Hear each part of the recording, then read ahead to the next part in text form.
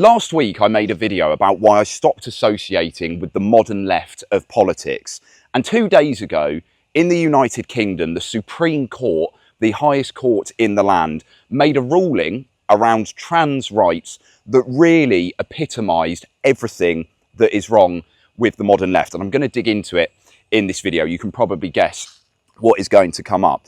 So to give a little bit of detail, the ruling of the Supreme Court stated that a biological woman is a woman who is a biological woman. If you are trans, it does not make you a biological woman. It makes you a trans woman or a trans man.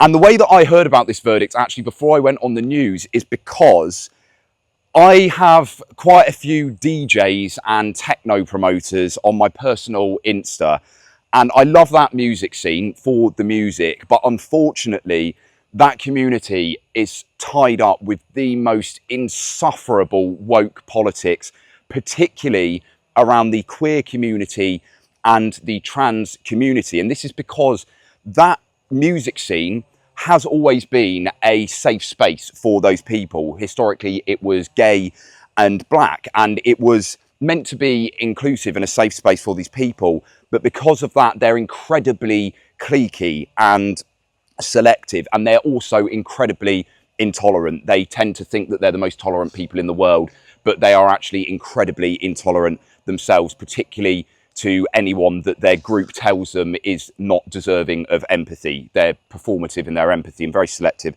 with who they give it to. And what these DJs and these promoters were saying was that the Supreme Court in the UK, which by the way is not politicised, if you're not from the UK or you don't understand the British legal system, we don't vote in our Supreme Court in the same way that the Americans have them appointed by the president. We have that separation of powers. Now, of course, there is political bias with individuals, but generally I would say the Supreme Court in the UK do a very good job of remaining objective. So this wasn't a political ruling. They were going off the facts and the data. But these DJs and the trans activists immediately came out to say that the Supreme Court are far right, they're fascist, they're transphobic, and they also said the fucking Labour Party are the same, because obviously the Labour Party are the ones who made the decision in the Supreme Court, which shows you how stupid these people are, that they don't even understand the difference between the executive and the judiciary, between the government and the judges. They think they're the same thing. And some of the stuff that I saw was utterly outrageous. There was a girl talking about how this decision is made out of fear and a lack of understanding of trans people, and it's a distraction from the fact that cisgender men have been raping women for centuries. This is literally what it said.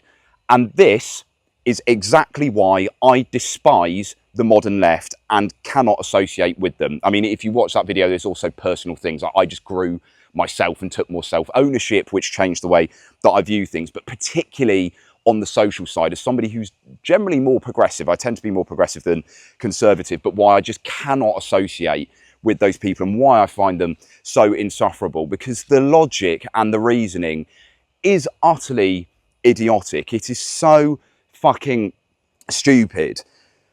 And I think this ruling is so important because it sends a clear mark to these people now that you are wrong. You are literally wrong.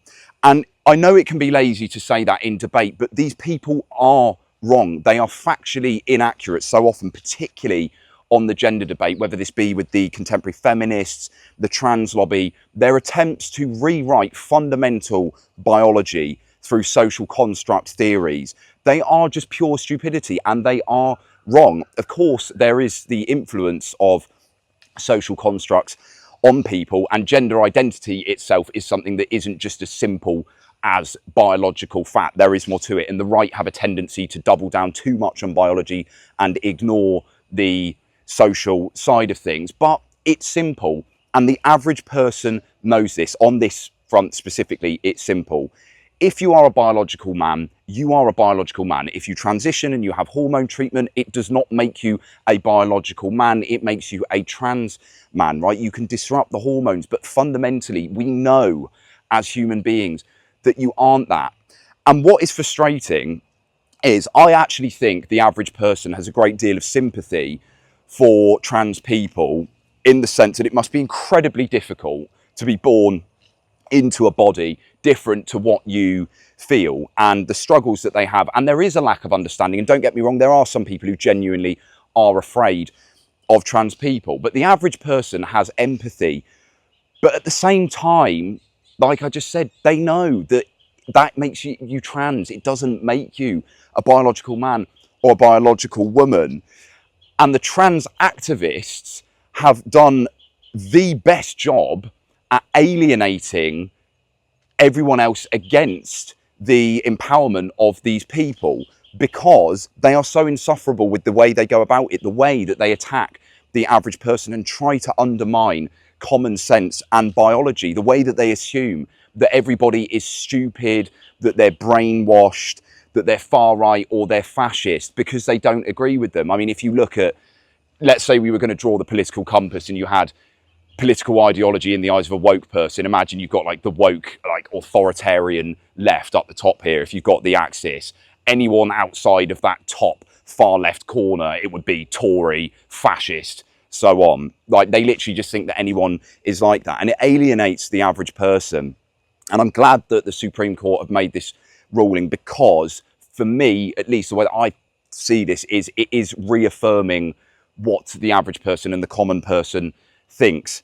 And that's so important right now in the pushback against the total bullshit that we've had pushed on us by all woke political movements over the last 5 to 10 years, whether this be the trans activists, whether it be BLM, whether it be contemporary feminism, and the pro-Palestinians. Again, another parallel that you can draw very, very strongly there.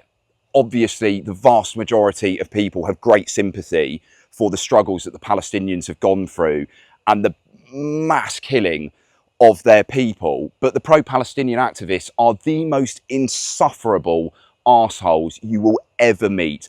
And it's the same thing with the trans. The strategies that they use by bullying people into submission, by harassing them, by belittling them, by belittling their IQ, when they genuinely are the stupid people, but they're so blinded by their sense of virtuousness and surrounded by their echo chamber that they genuinely think, they genuinely believe that everybody else agrees with them and that they are in the majority. So this decision is great. It's a good pushback.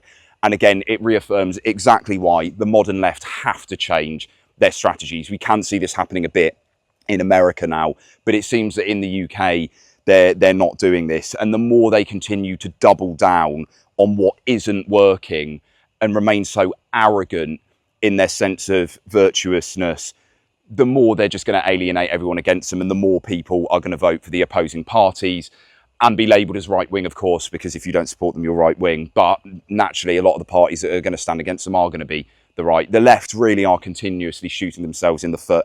And I hope that they change, because we need a proper left. We need a proper left and we need a proper right. And the state of the left that we've got at the moment is simply idiotic. But that is the rant over. Oh, final thing as well. One last thing to say. Big ups J.K. Rowling as well. The harassment that she has faced, a true feminist, an actual feminist, the whole TERF label that these arseholes have pushed on her and everybody else, women who've campaigned at times when women genuinely did have so much more inequality than there is now, and the way that the trans activists and contemporary feminists have tried to undermine them, insufferable. Good decision by the Supreme Court. Big ups J.K. Rowling. I'll see you in the next video.